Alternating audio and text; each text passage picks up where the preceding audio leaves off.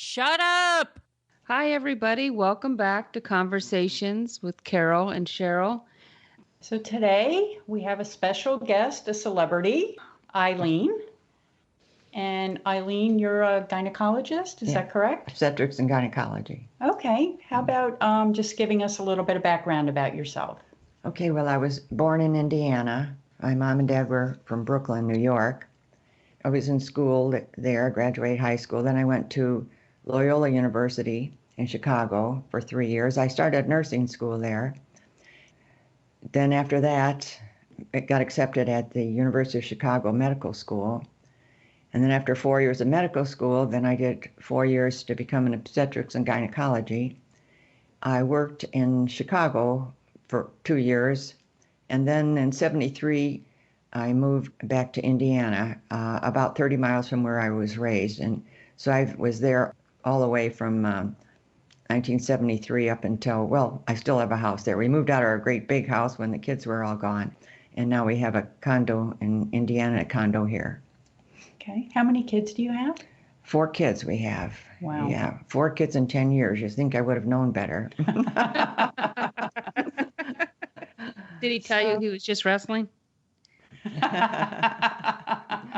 She just wanted a foot rub. Yeah. So just for the record, for this episode, we have 8 kids between us, between the 3 of us. Oh. And I think that'll be important later on as we start talking about things. You alluded to your age. In 3 days, I'll be 76. Wow. Okay. Right. So you've seen it all. Yeah, I have, right. You really have. I Yeah. know you have a lot of good stories you're going to share with us. I could tell you one about when I was at Loyola in Chicago. Okay. I was in nursing school, and this Jesuit priest, he was, the way they kind of did it was they put the nurses and the pre-meds in together so the nurses could get the B and C's, I mean the C's and D's, and pre-meds could get the A and B so they can get into medical schools. Well, I was taking classes, and he saw I was making really good grades. So he told me, you should go to medical school. And I said, no. 3 times he nagged me, and the 3rd time I said, okay, I think I'll do it. Took the MCAT test and got into University of Chicago Medical School, and then spent 4 years there. Back in those days, did women go to medical school No. to meet a nice doctor or to find a good husband? Well, I don't know why they went. There was hardly anybody in medical school. My freshman class, there were 95 men and 5 women, 1965, right? But now it's about 50-50, maybe even a few more women than men. It's just amazing to me how it's happened because it was just unheard of practically. Do you think men or women make a better doctor over one or the other, or do you think it's equal? I think it's probably equal. It's, as long as they stick to what they're good at, the specialty they're good at. To be a psychiatrist, you have to be a certain kind of characteristic, and surgery you have to characteristic, and delivering babies, and you just have to have a feeling for it. What made you go into being a OBGYN doctor? You rotate through everything. I was almost through with medical school, and I didn't know what I wanted to do, but I was an intern. And you rotated through like 2 months maybe through obstetrics and gynecology. And I had seen a few deliveries, but I had never delivered one. So the older resident comes in and checks this lady and says, oh, she's not going to deliver for 3 hours.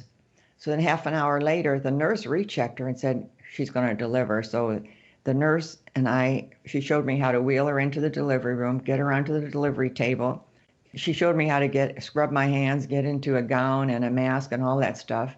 Got the legs up in the air. So I'm standing at the bottom of the table in between her legs, and the nurse says, push.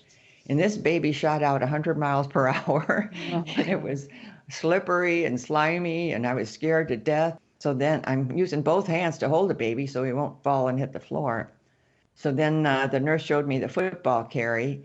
That's where you do it. And you put the baby's legs, one on your side of your upper arm, and then you have your hand can be used to hold the baby's neck so he doesn't get loose and fall. And then your right hand is open. You can clamp the cord and cut the cord and suck the baby's nose or whatever you have to do to keep it going. So to me, this was just the most amazing thing on earth to participate in this. And I think that's when I decided to become obstetrics and gynecology. And that nurse, she could have done it all herself, but she wanted to teach. She's a natural teacher. There are very few natural teachers that really want you to learn instead of just show off their skills. So I was very happy that she did that for me. So that's what kickstarted your career. Yes, in that direction, right. In 1965, you were in medical school. Starting medical school. Mm-hmm. Okay, so when did you get married then? A month before we started medical school. My husband he was in my same class in second grade, and we were all the way through. So then when did you have your first child? So I had to hold off for 4 years in medical school because it was just impossible to be pregnant in medical school. But I got my degree, and then I went ahead and tried to get pregnant, and I'm very fertile. I got pregnant the first time I tried. And I was an intern then. I had a little morning sickness, and then the morning sickness went away. And I thought, this isn't so bad, and I promptly miscarried. I felt terrible. And then to add it to everything else, my mother-in-law told me it was my fault that I miscarried because I was working too hard. So I looked up in all the books and everything, and it said it has nothing to do with working hard. It's just bad luck. So I waited till I was maybe about 6 months longer and got pregnant again real easily. This time I had a nice normal delivery, but it made me feel so bad that what she told me, that ever since then, every single time I've taken care of a miscarriage or helped anybody, I said, now this is not your fault, right? Somebody has probably told them it was under stress or this or that other reason. It's bad luck. It has nothing to do with what was going on. And one time when I was doing an ultrasound with a radiologist, a lady radiologist, and told the lady, this is going to be a miscarriage. I'm sorry to tell you, but it's a miscarriage and it's not your fault. My usual speech that I gave. And the radiology assistant started crying. What are you crying for? She said, they always told me the miscarriage was my fault. And I've felt this guilt all these years, and now it's relieved. So that was nice to help her that way. I can't get over people that would tell somebody that. My doctor told me it's the body disposing of something that's not going to work out. Well, that's true, but it wasn't your fault. It was just right. bad. Yeah. Well, that was really a gift for you, because how many women did you help? Oh, yeah. By saying that through your own experience? Yes, I guess it taught me how important it is what you say at a crisis time. Yeah. Yeah, so I was glad I could do that for her. So you graduate from medical school, you started your internship, and then you started having babies. Right. So my first one was born in May of my internship year. And there was no such thing as a maternity leave, and I knew better than to ask. But interns had 2 weeks off, and first-year residents had 3 weeks off. So I combined my 2 years of vacation into a 5-week maternity time off, and that was really tough, going back to work. I was still trying to breastfeed and stuff like that, which didn't work out too well because interns and residents have horrible hours, absolutely horrible hours. So I had to get a full-time babysitter too. Shall I talk to you about that? Or? Yeah, because like you said, there were only 5 women. Yeah.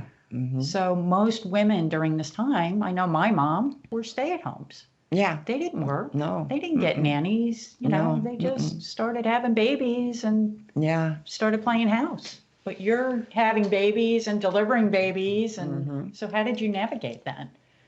Well, I figured I've got my degree. If I have to drop out because I have a problem with the baby or he needs me or something like that, then I'll just drop out and worry about what I'm going to do later. I had the degree.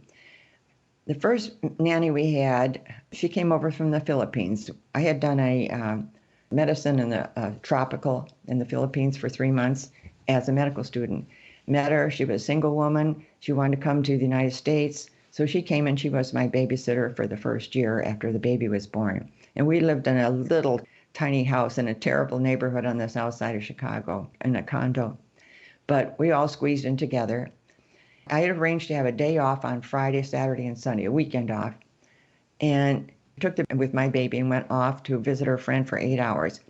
So I come home on Friday morning to start my whole day off with the baby, and I cried for 8 hours till she finally came back. And after that, I said, this is not going to work. So eventually I got another lady, and her name was Miss Brown. She was a black lady, had migrated up during the Great Migration from the South to Chicago. She wanted me to call her Annie, and I wanted her to call me Aileen. She only called me Dr. Stiller all the time. So, all right, then I'm going to call you Miss Brown. So for 20 years, she called me doctor, and I called her Miss Brown, and I taught my kids to call her Miss Brown with respect and everything. And she lived with us for almost 20 years. She was so good and reliable and sensible. She had raised a couple kids of her own. And on the weekends, she'd go back to Chicago, and eventually we got her a car. We made her take Social Security. She didn't want to, but she was approaching the age where she was going to need it. And we had a pension for her and everything else, and it just worked out beautifully. And when I had my 2 or 3 weeks off in the summer for vacation, she would have her time off, of course. And then on the weekends, if I was on call, I found some neighborhood girls, teenagers, who I'd pay them to be on call, meaning they would run over here within 10 minutes if I had to race to the hospital. So that worked out real well, too. And my kids learned a lot from her. Okay, Aileen, since you mentioned that you were one of 5 out of 95 in medical school, I assume that you were probably not treated as the other 95 men. They kept the standards pretty good. I don't remember ever being discriminated against as a female in medical school. And one time we were making rounds my senior year, and there was the chief resident there, the attending doctor, third-year surgeon, the second-year surgeon, and me, the lowly intern, low person on the totem pole. And the boss is telling the patient, you need a hysterectomy, and gave the reasons. And she looked around at everybody, and she asked me, do I need a hysterectomy? I'd never even seen a hysterectomy. I didn't have the slightest idea. But that's when I thought, she's asking me, a female question. Maybe she trusts me a little bit more just because I'm a female. And that turned out to be pretty true a lot of times. So what about outside of medical school? Were you treated equally being a doctor, or was it, how was that treatment? Well, at the university, everybody treated me real well. When I went out to Indiana, there was one old doctor who called me girly all the time. He was delivering babies, a family doc, he delivered babies. Well, one night, his patient needed a C-section, and he called me up, and for the first time, he didn't call girly to come in and do his C-section for him. So I felt like I got revenge. And after that, he no longer called me girly, he called me doctor like I called him.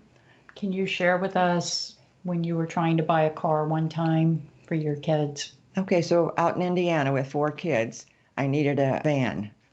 And in those days, I think there were 4 seats in the van and then a big empty space for like a playground for the kids.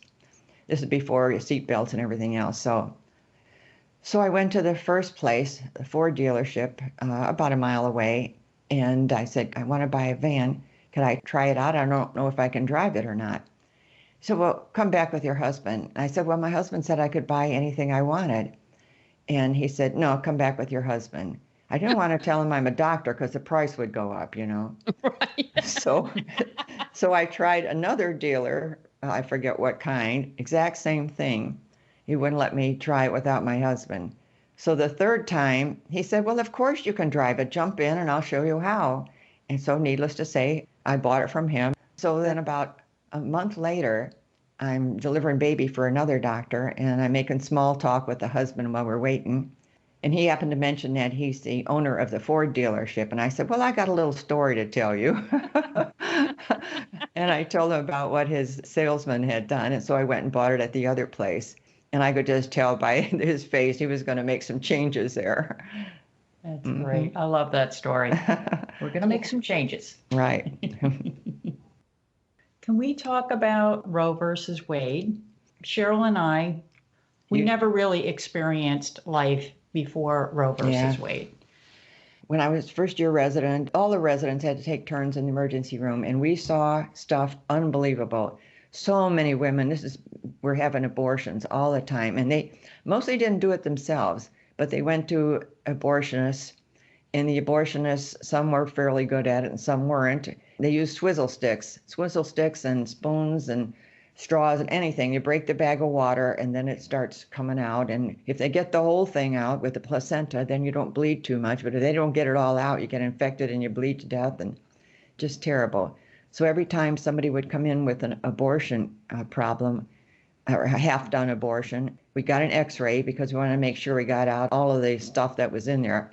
Sometimes you could see placenta, but mostly we were looking for foreign bodies like knives and forks and sticks and stuff. So then we take it to the operating room, make sure the uterus was clean, and then it was okay.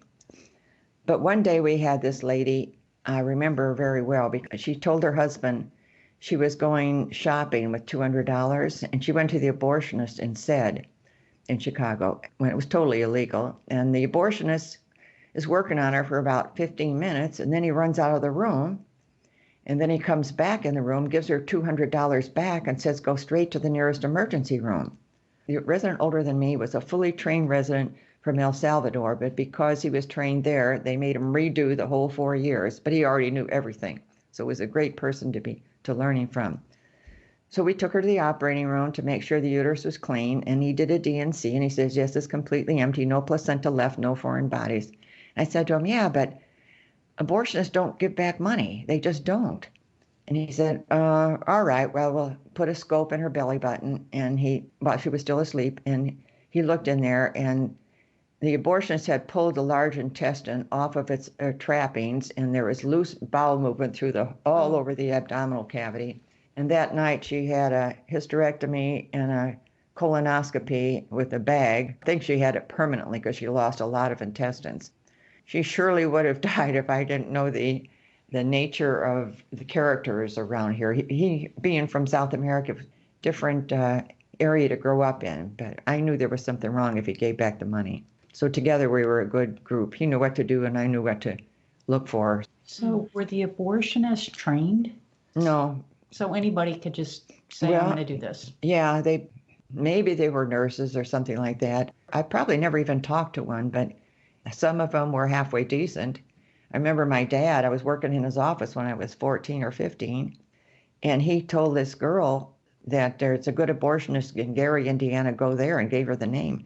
I said, Dad, but I thought we didn't believe in abortions. He says, well, she's going to get one, so she might as well get one who's better at it, who has less complications. Sounds like a good idea. But seeing these rape cases was just terrible. You know, I've always thought of like, oh, how neat to deliver babies. How joyous to know that you are bringing people into this world. But it seems like the reality is, for as wonderful and beautiful as it is, you guys see so much sorrow and evil. True. And it's, were you prepared for that? And I think maybe OB-GYN's got more gory stories than like dead people come in the emergency room for shooting, because the south side of Chicago is not a safe neighborhood at all. Roe versus Wade was simply just to make abortions safer.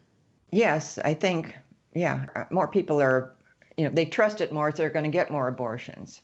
When it first became legal in New York, in the state of New York, there was such a demand for abortions that a lot of women would fly to New York, and at the airport they had these people wandering around. Are you here for an abortion? Let me escort you. And right from the airport to the abortionist place. They were really busy doing abortions for the whole country. And so my fellow residents, who were far enough along that they knew how to do this, very simple D&C, it's not much trouble when you've got all the right equipment and everything. So they would fly to New York a Friday morning or Thursday night, and they'd do abortions for 18 hours a day for 3 days and come home with a big fat paycheck. So that's how badly people were wanting it. Yeah. I assume in some cases, in a panic, women probably tried to give it to themselves. Is that right? Yeah, and that's why they ended up our emergency room. How do you feel about Roe versus Wade possibly being overturned? What's your opinion on that? Oh, after having seen what it's like when it's overturned, I would not be happy at all. We'd be killing a lot of people. What I really wish in life is that everybody had birth control. In fact, you could solve world hunger with birth control. And this little IUD is shaped like a T. It's made of plastic and a little string hangs down. It also has a little hormone on there to stop your periods. This does not work for an abortion, doesn't cause an abortion. The little string that hangs in the cervix causes the cervix to be irritated, so the sperm can't get through the irritated mucus. So, it's not an abortion. And if they had that available in Africa, all right, say a woman has 3 children, then she gets this IUD put in, and then she doesn't have any more, so she can feed them and she can work and everything else. And suppose, all right, she loses the 3 kids from malaria and wants to have another one, you pull it out, she can have another 1, 2, or 3, whatever she wants. Everybody should be using it all over the place. It would solve world hunger. This one's my favorite because The hormone they put on there practically stops your period. Your eggs come out like they're supposed to. Your hormones are just like they're supposed to. But the lining of the womb just doesn't get thick enough to come out. It just works very, very nicely. It has a nice string on it, so when you want to pull it out, it comes out pretty easily. What are the side effects? If the doctor that puts it in or the nurse practitioner gets it in the right place, the only side effect it has is to stop your periods. As far as I'm concerned, that's not a side effect. That's the most wonderful thing about it. Yeah, that's in fact, a lot of times I've tied women's tubes, and when I tie their tubes, I pull their IUD out, and they come back 6 months later. Put that IUD back in. I want it because I'm having these heavy periods, and I want to use it again. So it's got all kinds of good things for it. And you don't have to remember anything. The pills you got to remember, and they're expensive, and if you forget, you're in trouble. And even the thing they put in your arm, it works, but sometimes you have to dig real deep to get it out. This thing is just way too good. What do you think about the depot shot? They're fine. 1 every 3 months, failure rate's near 0. It's a good choice. You gain a little more weight than you might have on some studies, but otherwise it's pretty good, except for needing the shot every 3 months. Right. What about condoms?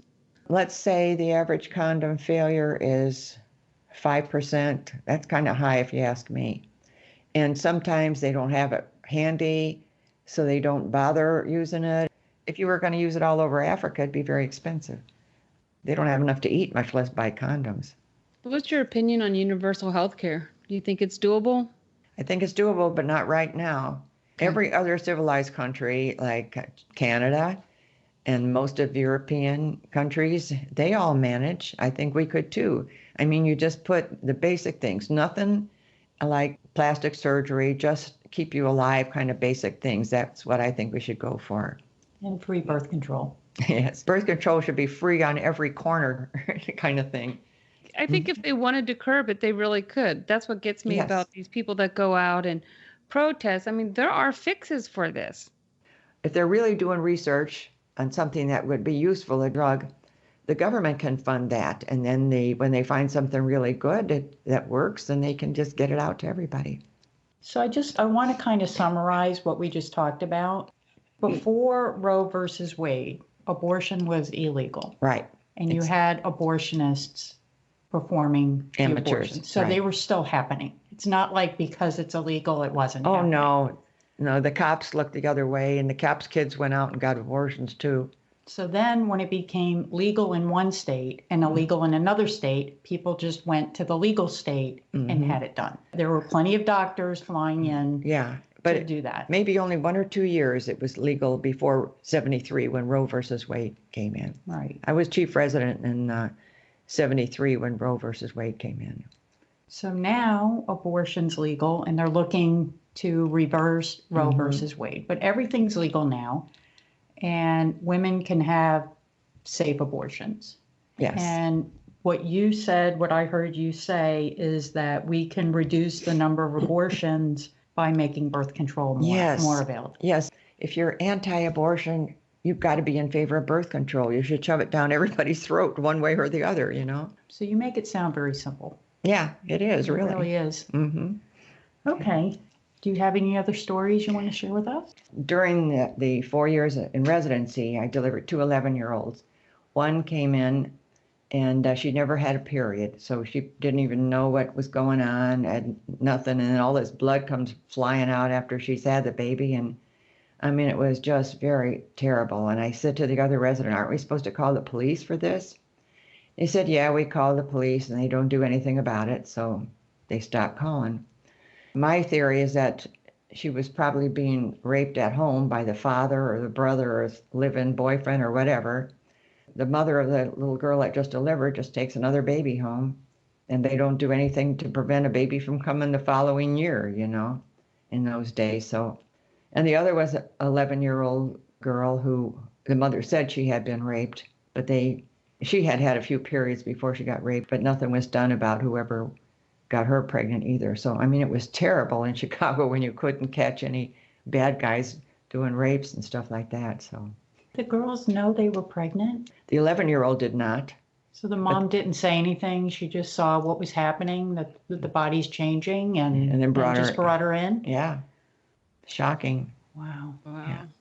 I guess they're afraid maybe they could do suicide if they knew what was happening.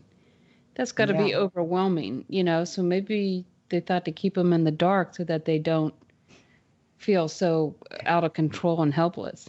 And the idea that nobody did anything about it, the cops, when I say, it's just, yeah, the least they could do is go and talk to the father, the probable father, and say, he got her pregnant and you should throw him out of here or something like that. Yeah, or at least intimidate the guy, say, if this happens again, we're coming for you, something. But to just completely discount it is Well, terrible. I'm not sure it was like that because I didn't have any, I didn't talk to the cops. So maybe it's not entirely true, but this is what it looked like to me. And I know the cops that we called for underage cases and rape cases and stuff, since they didn't have DNA, it'd do any good to collect a rape kit. Although by the end, we collected some of the sperm because we could at least get the blood type. And that would eliminate a few of the possible offenders. And if it was a perfect match, and maybe the police were more likely to go after somebody if it was a perfect blood match. So what percentage of women have been sexually abused? Do you know?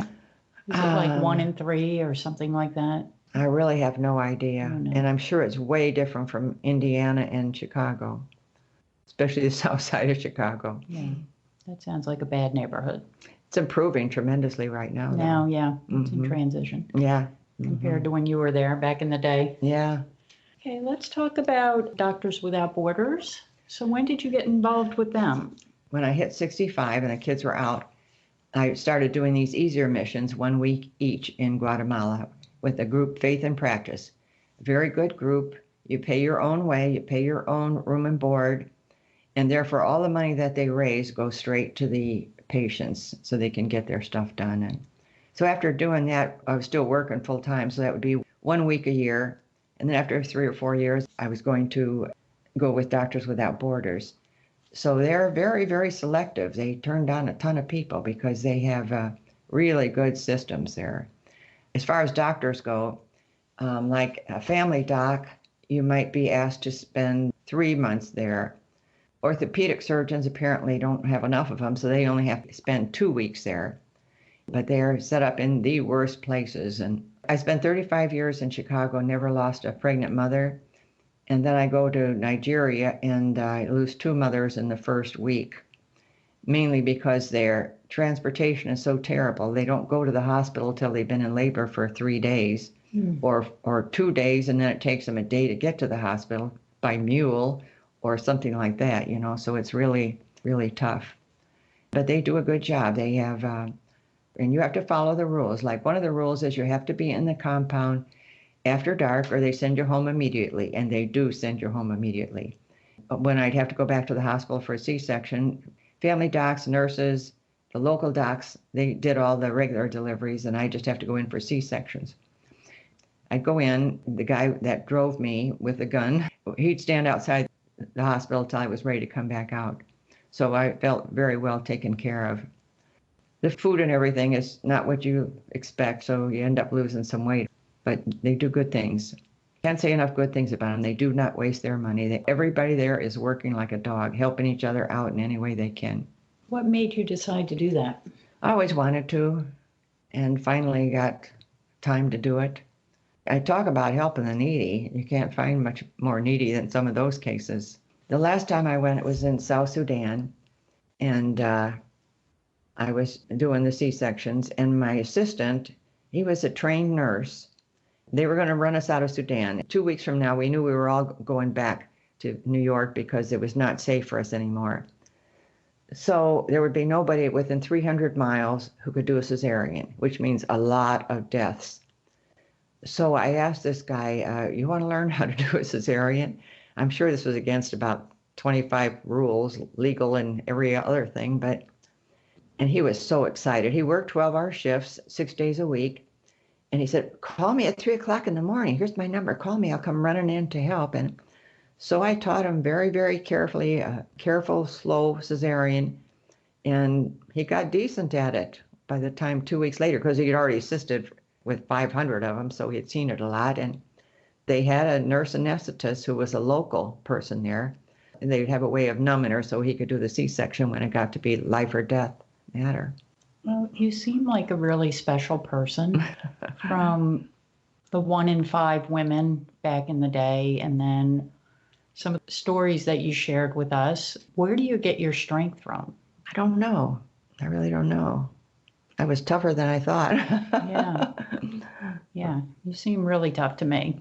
I just wonder, like, how do you navigate all the things that you've seen, and then you still continue to go into these countries and help people? Well, it's very rewarding to see somebody's dying and you do a C-section and they live and their baby lives. I mean, that's very rewarding. Like in Guatemala, there's a lot of people who don't do anything medical, but they make the ship work and they take care of everything, and we all feel it's very rewarding. They have many more applicants for Doctors Without Borders than they have space. Fly to New York for an interview in there, and then they had this silly little thing. They had about like 16 of us all going for an interview, and they played this silly game where you land on Mars or on the moon, and you have to go to this other place. Which of these 40 things are you going to take? Well, this is a stupid game, but all right. So then, no, we have to take this first. And this one's arguing with that one. What they really want to know is, can you get along with each other? And they eliminated the group dynamics. Yes, they eliminated half of them instantly. That is so funny. Yes, they didn't even figure out what they were doing. They figured everybody is qualified. Let's see who plays best in the sandbox. Exactly. Right. That's a pretty good test. Yeah. And there you are on a plane to Guatemala. Right. So do you want to talk about your upcoming trip? I'm leaving on Friday. They meet us at Guatemala Airport, and they have a couple buses to take us and all our stuff. They supply the most basic stuff. Like for the dentist, oh boy, you have never seen rotten teeth like they have to take care of. They used to not have good anesthesiologists or whatever for it, but now they've gotten a lot of this Novocaine on a toothpick and they put it in there, so now they can do the kids. But sometimes they have to do the whole mouth. They can't do it all, but they got to get maybe 6 or 8 out in half an hour because there's 40 people waiting. I mean, it's just really tough. So after we find the cases, then we send them to an unused room in the schoolhouse, and they fix them up like, okay, you got a cataract. The cataract doctors are here for the first week in June. Here's your bus ticket. Show up on June 1st at the hospital in Antigua. That's where it's the second biggest city in Guatemala. So they get their cataracts fixed. Then they spend maybe a day or two recovering. And each one's allowed to bring a relative because nobody goes to the hospital without a relative in Guatemala for any reason. And then they send them back on the bus and they're cured or fixed. It's very rewarding because unlike if you find a diabetic or something, they're going to be needing that insulin forever. But one of the reasons I like surgery is because you work on it, you get it done, and it doesn't grow back. Cataracts don't come back. Other things can happen, but uteruses don't grow back. So babies have a way of growing back in the uterus. So. Can you summarize for us what you've learned over the years, some of your lessons learned or takeaways from your experience? You got to try it. You may think it's darn near impossible, but try it because sometimes it actually works. And go after things that make you happy. Somebody's screaming in labor and you deliver their baby, you feel happy, they feel happy, everybody's happy. So it's a nice feel. I would never be a very good cancer surgeon or something like that because you cure some, but you don't cure a lot. So so this is right suited to me. So like you said, you get a lot back. Yes. It's rewarding. Mm-hmm. So you're putting out a lot, but you're getting a lot back too. Exactly. In your experience, what can women do now to help each other? Whether it's in our own country or other countries? The first thing, as a nation, we got to push birth control. You heard me talk about that. And then we have to encourage each other and not think the old-fashioned idea of men are better at it because they're better at some things. Think orthopedic, you either got to be a really strong woman or have the natural muscles that the men have because they do a lot of pulling and stuff like that to get the bones in order. But if you're interested, they really should try because it might be that it'll work for you. Yeah. So just go for it. Go for it and you'll find out. Don't let fear get in the way. That's right. At least try. And like in medical school, we would come home like at 6 o'clock. Then we would cook, eat, and clean up the dishes 30 minutes and then back to doing homework. And we did homework till we went to sleep. And that was for years. that routine, a day off on the weekend, but that's what it took. So we devoted a lot of time to getting where we got. So it's a big commitment. You have to really want it, it sounds like. Mm-hmm. So to wrap up, Aileen, thank you so much for coming on. Are there any charities that you would want our listeners to donate to, or? Faith and Practice is a good one. And then the other one is Doctors Without Borders.